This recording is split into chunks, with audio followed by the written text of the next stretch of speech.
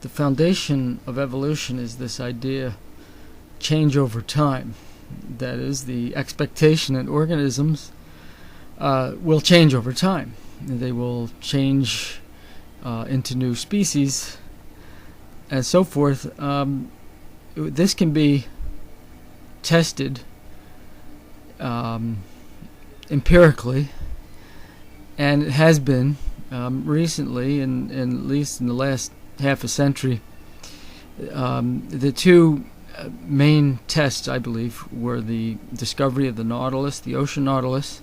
I think that was in the 1970s by Jacques Cousteau, and this recent findings of the Frill shark.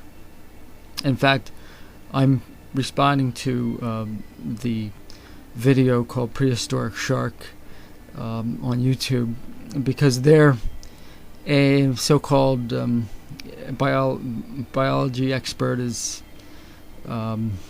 giving his opinion as to the Frill shark and its how we should say origin in time, and he dates it at 50 million years ago. The ocean Nautilus is dated at 550 million years ago. Now, the interesting thing is, when these specimens were found, they were referred to as living fossils, and that happens again in this video that I'm referring to. They call them living fossils. So the other thing that they're called sometimes is evolutionary holdover. Now, the interesting thing about this is that change over time, a foundation of evolution, is contradicted by the actual find, and that is that there is no change. In one case we have 550 million years and no change. In the other case we have 80 million years and no change. These are the actual empirical cases. The only thing that evolutionists can argue against that is speculation. What about all the speculative cases of change? Okay, well, the only real ones we have haven't changed. The only actual specimens we have haven't changed. So, in other words, they guess 550 million years for the ocean Nautilus.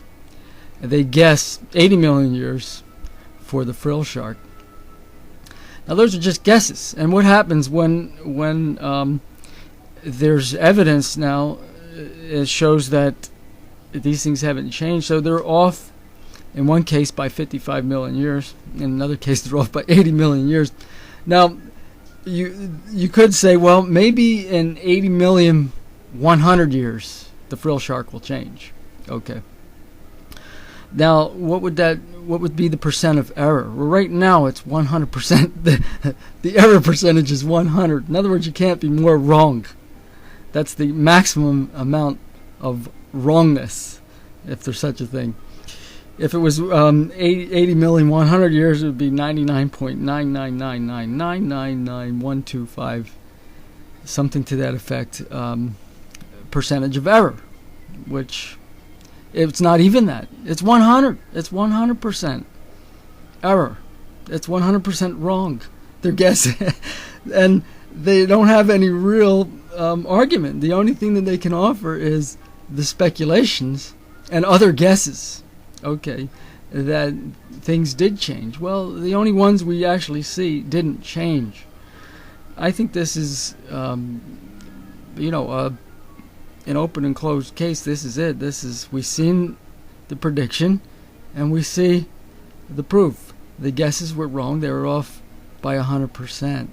That was the percentage of error. I mean, how can you promote something that? Now, I'm not picking on this particular scientist that was on this video, because he's been indoctrinated like the rest of the scientific community, and it's a shame that so many people have fallen a victim to something that's so obviously been disproven. But I'd like to take this opportunity to point this out. There's no good argument against it. It reminds me of when the biologists in the textbooks will offer actual cases of defective mutations or bad mutations because that's the only ones they actually have to depict in the book. But then they say good mutations are what are driving force of evolution. Well, how come they didn't depict any actual good mutations? And this is the same. Once again, we're up against the same thing here.